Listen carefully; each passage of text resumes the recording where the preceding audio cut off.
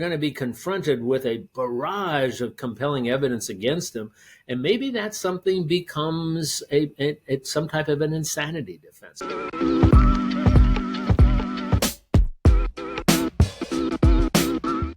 Welcome back to The Unknowns. I'm your host, Charlie Stone, and today we have Jack Ford. You probably recognize his face. He's an Emmy Award, Peabody Award-winning journalist. He's on NBC, ABC, Court TV. He's also a published author. Jack, thank you so much for joining us. Hey, Charlie, thank you so much for inviting me. Well, there's nothing in the news that we can talk about, right? There's just well, so nice talking to you. Take care now. Yeah, be good. Nice chat. Now, let's get into which is crazy, the assassination of Brian Thompson. We now have the alleged killer caught. Give me your sense of that. Is this the guy? What's interesting about it, and I'll give you my perspective as a prosecutor and as a defense attorney. And although this will not be a death penalty case, and New York doesn't have the death penalty, I tried half a dozen death penalty cases. So, whenever I see a case like this, I look at it from, okay, I'm the prosecutor, how am I proceeding? And then I'll turn around and say, all right, if I'm the defense attorney, what can I do here? From the prosecution's perspective, it's pretty clear that they got the right guy. You got a video. Now, obviously, it's from behind, but you have all the other elements tied up around him and fingerprints and DNA. You have his activities. You have his so-called manifesto. So from the prosecutor's perspective, I think it's pretty clear, unless there's something out there we don't know, that they have the right guy. Which then, when you look at who this guy is, your question has to be, why? Right? Now, but a lot of people don't, that if you're prosecuting a case, you don't have to prove the why. You don't have to prove a motive. Most people think, based on television and movies, well, you need a motive, right? Otherwise, you can't get a conviction. You and I know that you don't. But boy, jurors really like to hear you answer, if you can, that question, why. It helps them when they get in the jury room. And you look at this guy, and there's no apparent why. And by all accounts, seems like a very normal, engaging kind of guy. And then all of a sudden he breaks, literally and figuratively. Nobody's heard from him in 6 months. Friends are saying, where are you? I saw one text where a friend said, hey, man, I got my wedding coming up. You committed to me. I haven't heard from you. What's going on? Clearly the parents are puzzled. So then you start to look at, all right, mental conditions.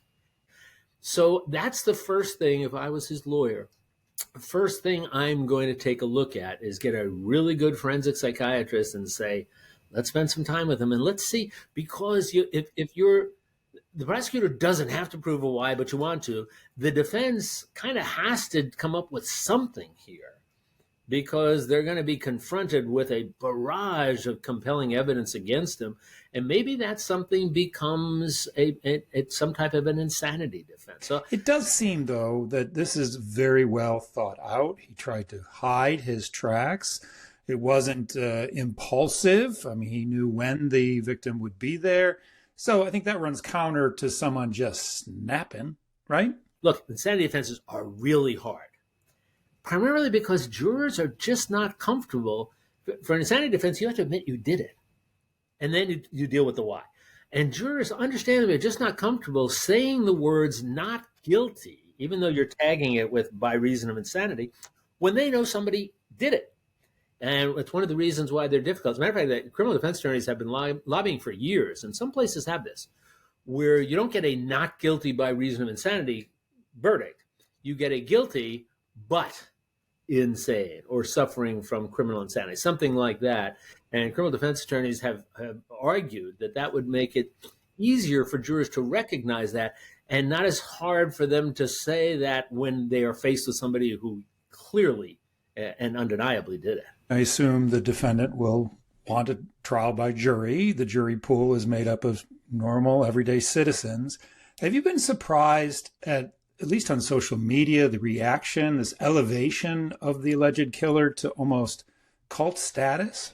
Yeah. The sad thing is that nowadays nothing surprises me anymore on social media. And it's horrific to think that somebody could take a life and you would get essentially applause. I mean, a life of a man who shoot him in the back, and his what was his crime? That he was an executive with an insurance company, but that would generate plaudits from people. That we've heard this before, but I think this is where it certainly rings true, is social media is wonderful, except for when it isn't. And to me, sadly, I am not surprised to see this drumbeat of people out there that for some reason or feel it's appropriate to applaud him for taking another person's life. Well, you obviously have a long career, and I mean that with all due respect, that you've had a very vaulted career. Tell me how the news has changed. I mean, we all know the obvious. There are no editors on social media checking facts, right? So everything is going live. But give me your old statesman view. Like, what's wrong with the news these days? If I ever let my opinion seep into my reporting, quite literally, you'll be pulled off the air. Because the job was, theoretically then, it was actually then, I guess theoretically now, I looked at it as my job was to collect facts, to distill them, to package them, to get them out there. Even when I was acting as the legal analyst, I would never give my opinions on things. Just never believed my job was to either actually say it or say it in a way that viewers would say, yeah, I know where he stands on this thing. And then you talk about, you get online and, there, as you said, there are no editors, there are no fact checkers. And anybody who wants to can start posting some things and toss it out as some version of journalism. It's not clearly not legitimate journalism, but it's out there, and it's become the world that we live in. In some ways, I applaud the democratization of news gathering, right? Because in not the olden days, but before, it was a club, right? There were 3 or 4 different outlets that were. That was it. When I started, there were 3 networks. That was it. Nice club to be a part of. So I do applaud that sort of sense of like anybody can, be a journalist and, let's say, record drones over New Jersey, right? So the speed. And by the way, there are some people doing really good work. Yes. Who are not within the traditional journalism silos. The traditional outlets, I think, have just become obsessed with profit, right? Because it used to be that news used to lose money. Now it's a money maker as long as you gin up the crowd and get them excited about what they're passionate about. And unfortunately, I think that's a disservice. No? When I first started doing stuff with CBS, basically the news division was told, you're okay. You don't have to make money. We have the entertainment division. They don't make money for us. You are doing a public service here.